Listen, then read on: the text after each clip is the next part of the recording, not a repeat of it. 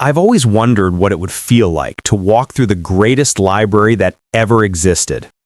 Imagine this. You're standing in a room that held every important book, every groundbreaking idea, every piece of human knowledge gathered from across the entire ancient world. Now, here's the thing most people get completely wrong about the Library of Alexandria. It wasn't destroyed in one dramatic fire. Not even close. Think about that for a moment. We've all seen those movies where Julius Caesar's flames consume everything in one night. But what if I told you the real story is far more tragic and far more human? The library didn't die quickly. It faded away slowly, over centuries, like watching a brilliant light dim bit by bit until it finally went out. You see, here's the real surprise. When scholars today dig through the ancient texts, they find something incredible. The library wasn't just Greek philosophy and poetry. It was the world's first true knowledge exchange. Egyptian medical texts sat beside Babylonian astronomy charts. Indian mathematics rubbed shoulders with Persian engineering manuals. Every ship that docked in Alexandria's harbor brought new scrolls, new ideas, new ways of seeing the world. But here's what keeps historians up at night. That famous fire started by Caesar in 48 BCE? No. It probably only burned the smaller collection at the Serapeum Temple. The main library, the real treasure, survived that.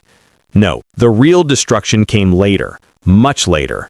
Christian mobs in 391 CE, political upheavals, natural disasters. It was death by 1,000 cuts, not one fatal blow. Picture this. A young scholar from Athens arrives in Alexandria around 200 CE. He's heard the legends. He expects to find this magnificent repository of all human wisdom. But what he discovers breaks his heart.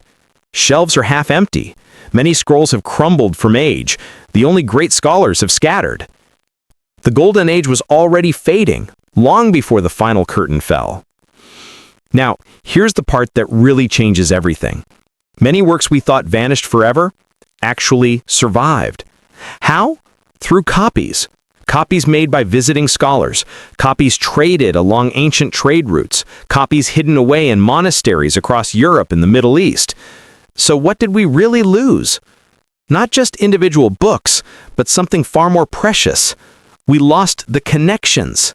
The library wasn't just a storage facility. It was where ideas collided and sparked new discoveries, where a mathematician could debate an astronomer, where a physician could consult an engineer, where poets and philosophers argue late into the night. This was the original innovation hub, the ancient world's Silicon Valley. That's the true tragedy, not just losing books, but losing the space where genius could happen. Think about Eratosthenes, who calculated Earth's circumference with amazing accuracy just using sticks and shadows. Or Hero of Alexandria, who built a primitive steam engine 2,000 years before the Industrial Revolution. These weren't isolated geniuses working alone. They were products of a connected intellectual ecosystem, a place where knowledge flowed freely, where disciplines merged, where curiosity was the only currency that mattered.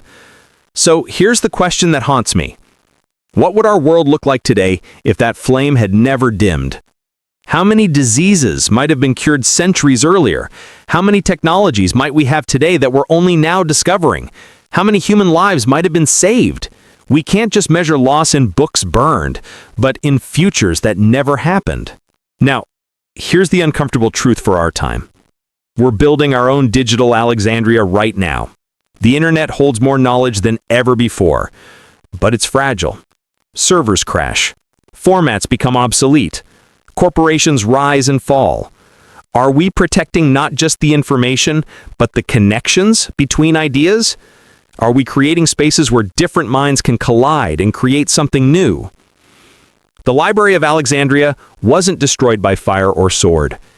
It was destroyed by forgetting how to think together, by choosing specialization over synthesis, by building walls between disciplines instead of bridges.